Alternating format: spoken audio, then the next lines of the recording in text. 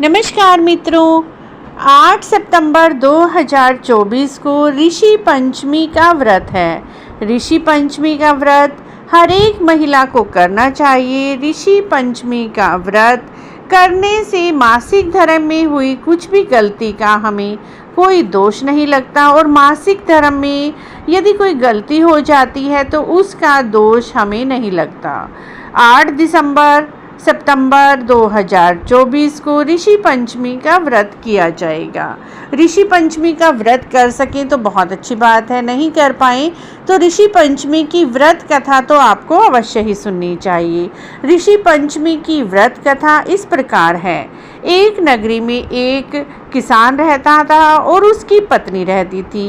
एक बार उसकी पत्नी रजस्वला हो गई और उसके बावजूद भी वह घर के कामों में लगी रही, जिसके कारण उसे दोष लग गया और वह अपने पति के संपर्क में भी आ गई और दोनों को दोष का शिकार बन गए, जिस कारण दोनों अगले जन्म में जानवर बन गए।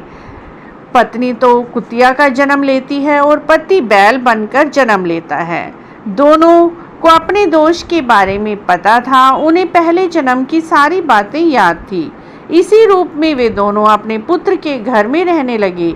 एक दिन पुत्र ने ब्राह्मण को और ब्राह्मणी को भोजन के लिए अपने घर पर बुलाया। पत्नी ने ब्राह्मणों के लिए भोजन बनाया, लेकिन इसी दौरान खीर में एक छिपकली गिर गई, जिसे उसकी माँ, जो कुतिया के रूप में थी, उसने देख लिया और पुत्र को ब्रह्म हत्या से बचाने के लिए उसने खीर को जूठा कर दिया।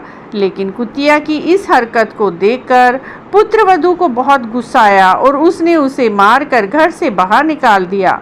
रात के समय कुतिया अपने बैल पति को सारी बातें बता रही थी। उनकी सारी बातें उनके पुत्र ने सुन ली और वह अपने माता पिता के दोष निवारण के लिए ऋषि के पास जाते हैं उपाय पूछने के लिए। और ऋषि कहते हैं, पुत्र और अपनी पत्नी के साथ जब माता पिता का दोष तभी उतरेगा जब दोनों पति पत्नी ऋषि पंचमी का व्रत करेंगे। ऋषि के कहे अनुसार पुत्र और बहू ने अपने माता पिता के लिए ऋषि पंचमी का व्रत किया। उसके प्रभाव से दोनों पशु योनि से छुटकारा मिलकर पितृलोक को चले गए। इसीलिए महिलाओं को ऋषि पंचमी का व्रत अवश्य ही करना चाहिए। जो भी भूल चूक मासिक धर्म में हो जाती है, उनकी गलतियों की माफ़ी के लिए ऋषि पंचमी का व्रत किया जाता है। मित्रों, आपको ऋषि पंचमी की यह व्रत कथा कैसी लगी? अच्छी लगी है तो please like, share, subscribe. Thank you.